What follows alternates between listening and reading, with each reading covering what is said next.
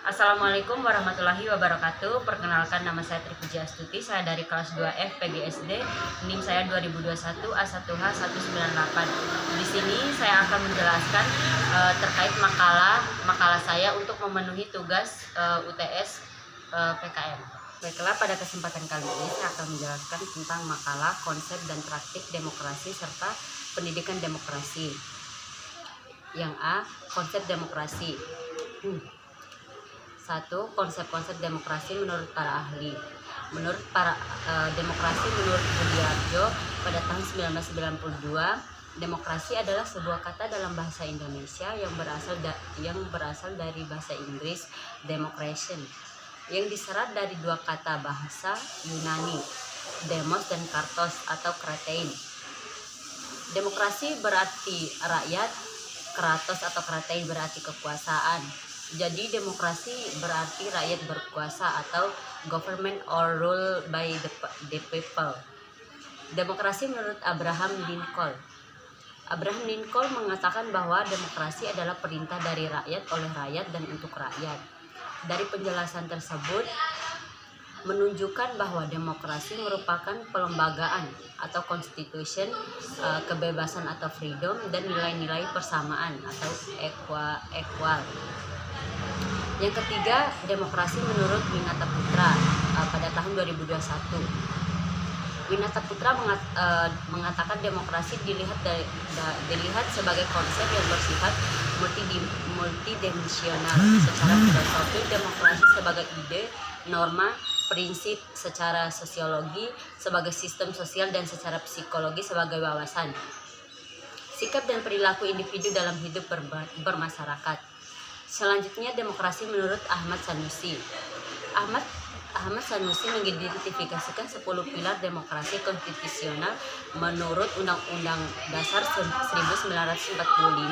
Konsep dasar menurut Torres pada tahun 1998. Dalam Winata Putra pada tahun 2001 mengemukakan bahwa demokrasi dapat dilihat dari 3 tradisi, yaitu yang pertama pemikiran politik, yaitu klasik Aristoteles teori, yang kedua medieval teori, dan yang ketiga contemporary teori. Selanjutnya B, pendidikan demokrasi sebagai esensi PKM. Pengertian demokrasi suatu negara yang menerapkan sistem demokrasi dimanapun berada. Pada dasarnya untuk melindungi hak-hak warga negaranya dan menginginkan warga negaranya memiliki wawasan, menyadari akan keharusannya, serta menampakkan partisipasinya sesuai dengan status dan perannya dalam masyarakat. Terus selanjutnya tradisi ilmu sosial.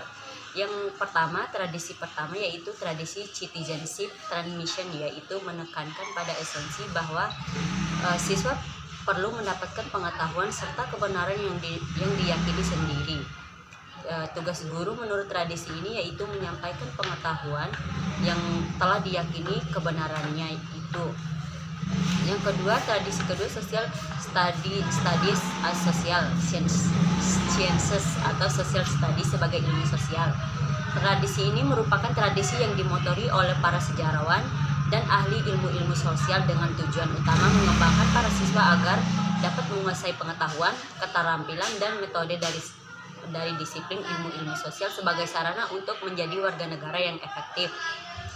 Terus yang ketiga, selanjutnya tradisi ketiga adalah social studies as reflection inquiry atau social studies sebagai reflective inquiry.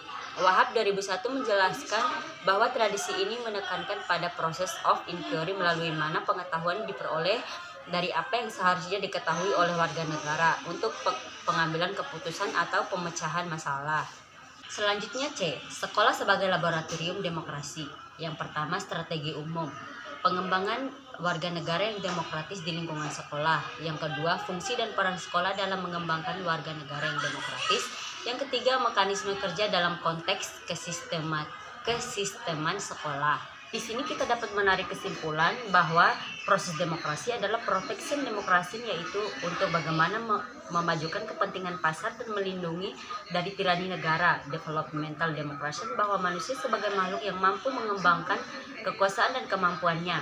equilibrium demokrasi, yaitu penyeimbangan nilai partisipasi dan pentingnya apatisme, karena partisipasi yang insentif sesungguhnya dipandang titik efisien bagi individu yang rasional.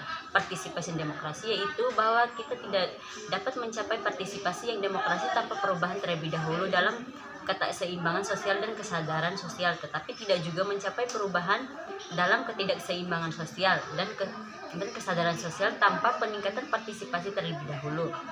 Demokrasi tidak bisa mengajarkannya sendiri kalau kekuatan, kemanfaatan dan tanggung jawab demokrasi tidak dipahami dan dihayati dengan baik oleh warga negara.